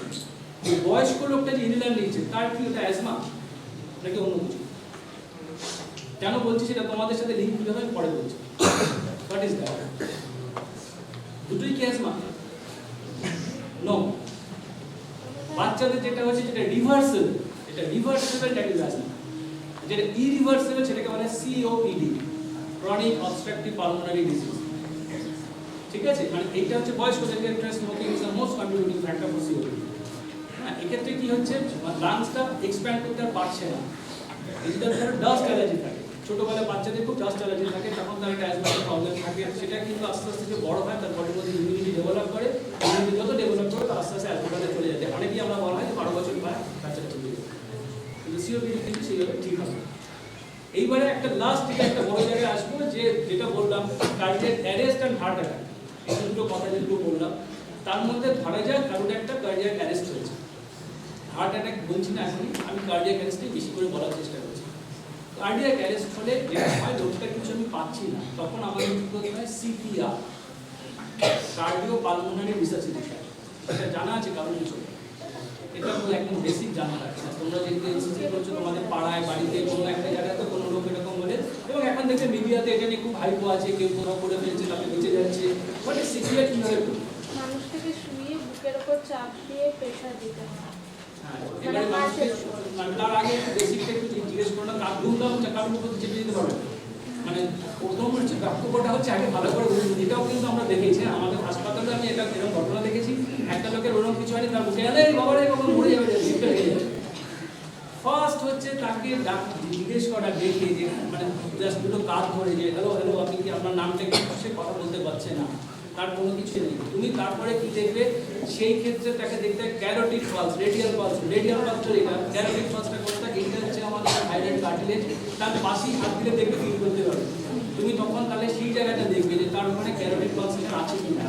তুমি দেখছো যে তার হাতে পাগুলো ঠান্ডা হয়ে যাচ্ছে, তার সার্কুলেশনের প্রবলেম হচ্ছে, ঠিক আছে, তখন তুমি কিন্তু কার্ডিয়াক মেসেজের কথা ভাববে, তার আগে অবধি নয়। এবং কার্ডিয়াক মেসেজের সময় কি করতে হবে, চিনটাকে তুলে নিতে হবে। নিয়মটা কি, খুব ভেরি সিম্পল, অনেক রকম ভিডিও অডিও দেখতে পাবে, কোনো কিছু অত কমপ্লিকেটেড নয়। ভারত মানে পৃথিবীতে সায়েন্সটা খুব সহজ, আমরা অনেক কমপ্লিকেটেড করে ফেলেছি। কিচ্ছু না, জাস্ট যে হাত, আমি যদি রাইট হ্যান্ডার রাইট হ্যান্ড, তুমি left hander left hand, just এইটা করতে, এইভাবে হাত দুটোকে নক করতে হয়। এত ইঞ্চ এরকম কোনো গল্প নেই, একদম পরিষ্কার হচ্ছে দুটো নিপিলের মাঝখানে। ওকে, তাহলে এই Sir, he wants to say something. হ্যাঁ, He wants to say something. Okay, ball. Clear होता है একটু সামনে আসলে বললে ভালো, আমি না শুনতে কম পাচ্ছি, এটা এত ক্লিয়ার হচ্ছে। বলি। স্যার সিপিআর যেটা হয় সেটা প্রথমত যখন কোনো লোক আমরা রাস্তার মধ্যে দেখতে পাই যে হঠাৎ তার মানে সিপিআরের দরকার হয় বা হার্ট ব্লকেজ হয়ে যায়, তখন তাকে সিপিআর দেওয়া হবে। কীরকম যেরকম স্যার কোনো আমাদের সামনে হসপিটাল বা কিছু নেই, সেই মুহূর্তে আমরা তাকে তার জীবন বাঁচাবার জন্য সেটা আমরা করতে পারি। ডান সাইডে স্যার মনে করছেন আমার ডান সাইডে তো নো, এই যে বাঁ আমি সাইডে। বলছি না, ডান বাম এইসব গল্পতে যাবে না। প্রথম হচ্ছে কাকে সিপিআর দিতে হবে, that you should know very well. CPR মানে হচ্ছে ধুম করে একটা লোক পড়ে গেছে, তুমি তার পরে না। সত্যি আমরা পাবলিক মেরে দেবে, বলে তুমি মেরে দিয়েছো। হ্যাঁ ওকে, ফার্স্ট যেগুলো আবারও বললাম, ফার্স্ট এটা হচ্ছে তাকে ওখানে ধরে জিজ্ঞেস করতে হবে, হ্যালো হ্যালো আপনার নাম কি বলতে পারছে কিনা। সেকেন্ড, তাকে দেখতে হবে তার হাত পাগুলো ঠান্ডা হয়ে যাচ্ছে কিনা, তার ক্যারোটিড পালসেশন আসছে কিনা, and call for help for your own survival. To don't do this by your own, একা একা করতে যাবে না, কল ফর হেল্প, সাথে লোক যেন থাকে, ঠিক আছে। এইগুলো যখন হয়ে গেল, আমি যেটা ওদেরকে বলছিলাম, তুমিও শুনতে শুনতে পাচ্ছ না, যেটা হচ্ছে ডান বা উপর ইঞ্চ নতুন ইঞ্চ এরকম করে এত ক্লামসি করার কিছু নেই। দুটো নিপলের মাঝখানটা, এটাকে বলে স্টারনাম। এই স্টারনামটাতে যেতে হবে, আমি রাইট হ্যান্ডার, আমার রাইট হ্যান্ডটা নিচে থাকবে, লেফট হ্যান্ডটা এরকম থাকবে, করে এটাকে 2 সেন্টিমিটার অবধি আমি ডিপ দিতে পারি। খুব বেসিক যেগুলো ভুল হয়, একটা মানুষ এরকম শুয়ে আছে, আমি পাশ থেকে গিয়ে এটা করছি, নেভার ডু ইট, এতে কিছু তোমার প্রেশার আসছে না, তোমাকে লোকটার উপর উঠে যেতে হবে। বা এমন তুমি যেমন চওড়া কাঁধের ছেলে আছো, তোমার এইটা পুরো ব্যাপারটা তার শরীরের সাথে প্যারালাল থাকতে হবে। আমি এখান থেকে দাঁড়িয়ে এরকম করছি, এগুলো করে আরো কাজ করে দিচ্ছি, মানে অনেক কিছু কিন্তু আমরা ওভার অ্যাক্টিভ করে মিসম্যানেজমেন্ট করে গন্ডগোল করি। তাহলে আমাকে যদি আমি সবচেয়ে ভালো লোকটার উপর উঠে গেলাম, এইটা করলাম, ওদের রিদিমিক কন্ট্রাকশন দিতে হবে। কেন রিদিমিক কন্ট্রাকশন দিতে হবে, আমি আগেই বললাম, এটা অ্যারেস্ট, কার্ডিয়াক অ্যারেস্ট, মানে আমার ইম্পালসটা বন্ধ হয়ে গেছে। তাহলে রিদিমিক কন্ট্রাকশন ধাম ধাম ধাম ধাম করে দিলে ক্যামেরা কিচ্ছু লাভ নেই। কতক্ষণ দিতে হচ্ছে? 3 বার করে 3 বার। স্যার মানে প্রথম কথা তুমি যেটা দেখাচ্ছ ওটা নয়, এইটা হচ্ছে ক্রসিং। গ্যাপ এই দুটোতে এরকম স্ট্রেট করতে হয়। আমার স্টারনামটা আমার দুটো নিপিলের মাঝখানে করতে হবে, 2 সেন্টিমিটার অবধি ভেতরে ঢুকবে, এবং একটা রিদিমিক ভাবে, মানে ধরো 1 2 3 4 5 1 2 3 4 10। কেন বলছি, তুমি এইভাবে 100 অবধি করবে 1 মিনিট, ঠিক আছে। আর এই যে 5 এর পরে 10 বলছি, 15 বলছি, 20 বলছি, 25 বলছি, কেন না তুমি 100 অবধি মাথায় রাখছো। তোমার সাথে হেল্পিং হ্যান্ড কেউ আছে, তাহলে কি করছো, প্রত্যেক 30 বার হয়ে যাওয়ার পরে সে একটা মাউথ টু মাউথ ব্রিদিং করবে। এন্ড ভালো করে মাথায় রাখবে, মাউথ টু মাউথ ব্রিদিং করার সময় মুখে একটা কোনো একদম straightforward mouth to mouth আমাদের দেশে করতে নেই, মানে অনেক রকম জার্মাচি আছে। And as quick as possible কি করতে হবে, পেশেন্টটাকে হাসপাতালে নিয়ে যেতে হবে। ক্লিয়ার হলো এই জায়গাটা, মানে দুটো নিপল, তার মাঝখানটা, বডিটা যেন একদম স্ট্রেট থাকে, রিদিমিক কন্ট্রাকশন, আর দম দুম দুম করে নয়। নিজের মুখ থেকে বলতে হবে 1 2 3 4 5। কেন এই যে বলছি, ধরো যখন হার্টটা আমি চাপ দিচ্ছি, সার্কুলেশন হচ্ছে, আবার তোমার যদি সেটা রিদিমিক না হয়, সেটা তো হার্ট, তুমি যদি শুধুই দাও তাহলে তো হার্টের ব্লাডটা ফিরে আসবে। তুমি চাপ দিচ্ছ মানে ব্লাড থেকে, হার্ট থেকে ব্লাডটাকে সরা যাচ্ছে, এবার তুমি রিল্যাক্স করছো মানে ও আবার হার্টে ফিরে আসছে। রিদিমিক কন্ট্রাকশনটা তুমি 100 বার করছো, তুমি 30 মিনিটে 30 বার করার পরে তোমার সাথে দেখেন তো দুদিন করে, তখন চিনটাকে তুলে নিতে হয়, নাকটাকে নস্ট্রিলটাকে বন্ধ করতে হয়, মুখে ব্লো দিতে হয়। তো মুখে ব্লো দেওয়ার সময় তোমাকে দেখতে হবে তার এটা বুকটা খুলছে না। This is CPR. খুব বেশি ভীষণ কঠিন কঠিন শব্দ দিয়ে অনেক জায়গায় বলা থাকে, এটা একদমই না। আমরা হাসপাতালে বহু ক্ষেত্রে সিপিআর দিয়ে লোক বাঁচাবো। হ্যাঁ, সিপিআরটা নিয়ে বড় কিছু নেই, কিন্তু তারপরে হাসপাতালে নিয়ে যেতে হবে। এবারে ধরো আমি তোমার সাথে একটা, তোমাকে ওখানে ডাক্তারের বড়ি, তুমি আমাকে একটা বলো তো, ধরে যে তোমাকে গ্লাসগো স্কেল যেটা বলা হলো, যেটা খুব ইম্পর্টেন্ট, গ্লাসগো স্কেল বারবার বলছি, এটা মুখস্থ রাখবে।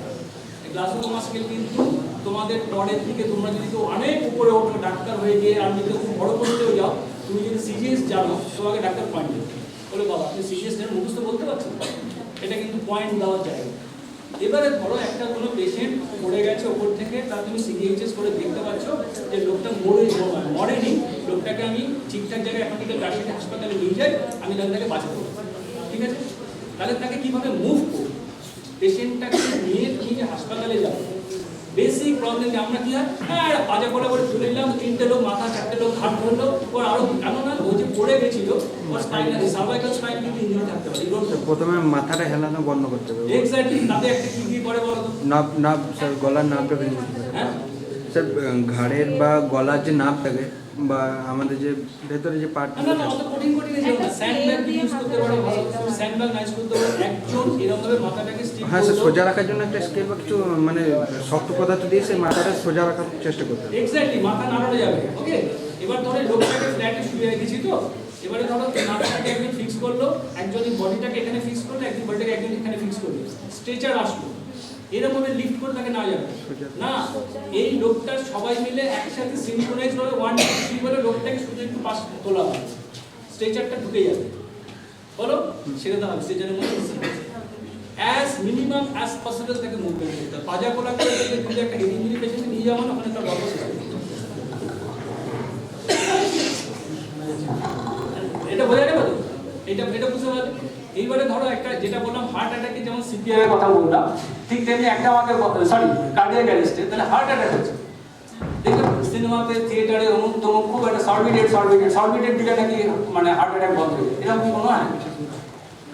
দেখো সরবিটেডও নাকি জীবনদায়ী ওষুধ হিসেবে সব জায়গায় খুব চলে। তাহলে যদি কারোর একটা হার্ট অ্যাটাক, কার্ডিয়াক অ্যারেস্ট বলছি না, হার্ট অ্যাটাক মানে কি বললাম, লোকটা শ্বাসকষ্ট হচ্ছে, লোকটা প্রচন্ড ঘামছে, লোকটা প্রচন্ড বুক ব্যথা করছে। যদি এগুলো তোমরা জেনে রাখো না, এগুলো তোমাদের ভবিষ্যতেও লাগতে পারে। অ্যাসপিরিন, ইকোস্প্রিন, খুব প্লেন সিম্পল ওষুধ, ইকোস্প্রিন আর প্রোপিনক্লোজেন, এগুলো রেখে দিলে আর কিছু নেই, বাইরে ইকোস্প্রিন পেয়ে যাবে, দোকানের পাশের দোকান ইকোস্প্রিন পেয়ে যাবে, 300 ml ইকোস্প্রিন লোকটাকে খাইছে, দিয়ে দিলাম হাসপাতালে, খুব বেশি পাকানো করতে হবে। মানে আমরা অনেক ক্ষেত্রে আমরা অনেক পেশেন্ট পেয়েছি যে 3খানা থেকে সরবিটেড দিয়ে ফেলেছে, সরবিটেড ভ্যাসোডাইলেশন হয়, ভ্যাসোডাইলেশন মানে তার প্রেশারটা লো ছিল আরো লো হয়ে যাবে, পেশেন্টটা কার্ডিয়াক শকে চলে যায়। মানে জিনিসগুলো খুব সিম্পল অঙ্ক দিয়ে কিন্তু তোমাকে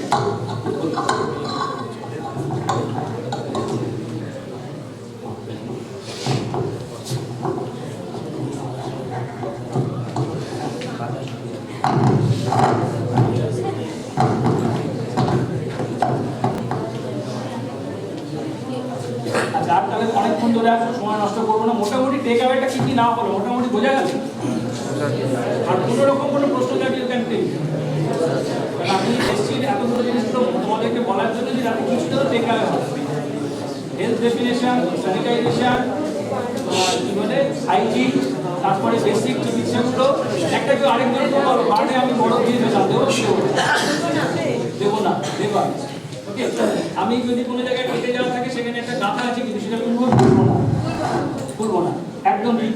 আমার পার্সোনাল হাইজিনটাকে মেনটেন করতে গেলে ওর গল্পগুলো মুখস্থ করতে কোনো অসুবিধা নেই, যে চুল কাটবো দাঁত কাটবো নাকগুলো করুন, আমি খুব বেশিতে যাচ্ছি না, কিন্তু কমিউনিটি স্যানিটাইজেশনের জন্য কী কী করতে হবে সেগুলো সবকটা মোটামুটি মনে আছে। পেস্টিসাইডের কথাটাও বললাম। এবার ধরো আরেকটা ছোট্ট শুধু বলে দিচ্ছি, সাপে কামড়ে যে মসকিটো ডিজিজের ফ্লাইস ডিজিজের ক্ষেত্রে তুমি যদি নিজে রিপেলেন্টগুলো ইউজ করো তাহলে যেটা প্রোটেকশন হবে। আর এত মেয়ে আছে বলে আমি লাস্ট একটা পার্ট বলে আমি শেষ করে দেবো, আমাদের লাস্ট টাইম হয়ে গেছে, মেনস্ট্রুয়াল হাইজিন। ওকে, এটা খুব দুর্ভাগ্যজনকভাবে এটা ইউএস আর্মিকে খুব গুরুত্ব দেওয়া হয়, মানে এটা দুর্ভাগ্যজনক করে থার্ড ওয়ার্ল্ড কান্ট্রিগুলোকে অত গুরুত্ব পায় না।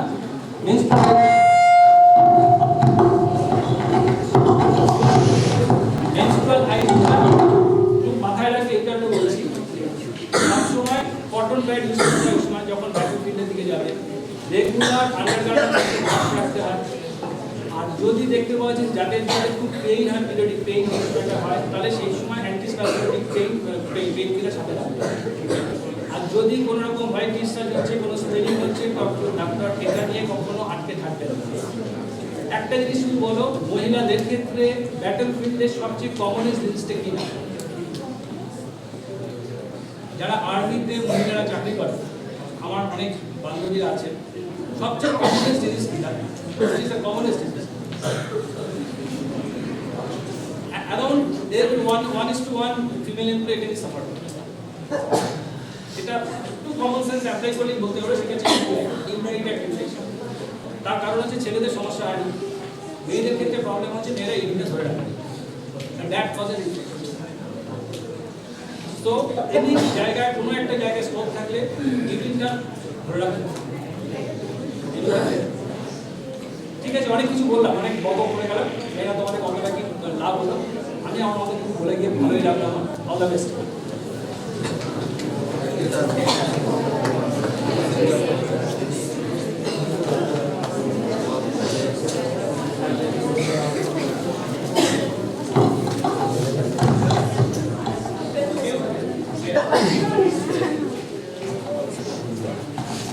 सभी ने सुन लिया लेक्चर, आगे तो सोए रहे। डॉक्टर साहब को हमने पूछा नहीं नींद का क्या इलाज है, जो लेक्चर में बैठे बैठे नींद आती है उसका इलाज क्या है। ऐसे नींद नहीं आएगी, क्लास में जरूर आएगी, उसका तो इलाज पूछा नहीं आपने। चलो ठीक है, मैं डॉक्टर साहब को बहुत धन्यवाद करता हूँ जो अपना इतना कीमती समय निकाल कर आप लोगों के लिए आए हैं, और जो भी जानकारी उन्होंने दी है ये आप अपने ध्यान में रखना है, कभी ना कभी आपको काम आएगी। बाकी मैं 15 बटालियन एनसीसी की तरफ से, सीओ साहब की तरफ से, के स्टाफ और ऑल कैडेट की तरफ से डॉक्टर साहब का धन्यवाद करता हूं, और बटालियन की तरफ से एक छोटी सी भेंट जो है वो डॉक्टर साहब को देना चाहते हैं, ताकि वो हमारी एक निशानी के तौर पर हमेशा याद रखेंगे।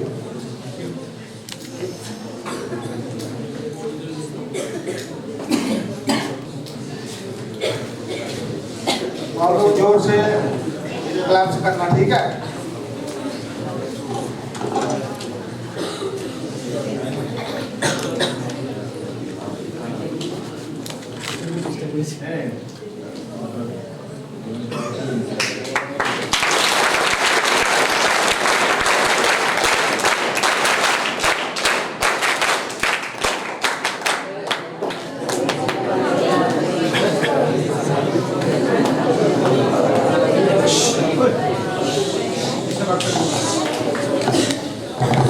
तो ये क्लास जो था ना, ये आप लोगों के सिलेबस के हिसाब से पढ़ाया गया है।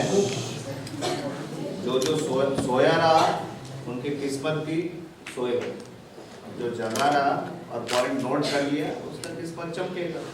बहुत सिंपल सी बात है। यही A certificate, B certificate, C certificate में यही बेसिक चीज आएगा, इसके बाहर कुछ नहीं आता है। हाइजीन एंड सैनिटेशन का क्लासेस, मतलब क्लासेस होता है ना स्कूल कॉलेजेस में, आपके सिलेबस में भी है, यही चीज क्वेश्चंस में आए। कुछ नहीं था, आधा घंटा आपको जाके इसको सुनना, कुछ ने किया है डेफिनेट, वेरी श्योर, और जिसने नहीं किया, टाइम वेस्ट किया, उनका टाइम वेस्ट होगा और रिजल्ट्स में रिफ्लेक्ट होगा, है कि नहीं? जिसने सुना है, अभी जाके जब जाओगे एकोमोडेशन में या लिविंग में, उसमें जाके एक दूसरे से सवाल पूछो, क्लियर कर लो अपने डाउट्स, ठीक है? जितना भी क्लासेस है उसमें थोड़ा ध्यान से अटेंटिव होकर, जो सामने आपके खड़े हैं उनको रेस्पेक्ट करो, ठीक है? आप दूसरों को रेस्पेक्ट नहीं करोगे, nobody will respect you. Clear है? ओके, थैंक यू, जय। अभी जो फाइलिंग में डिटेल है, सबसे पहले वो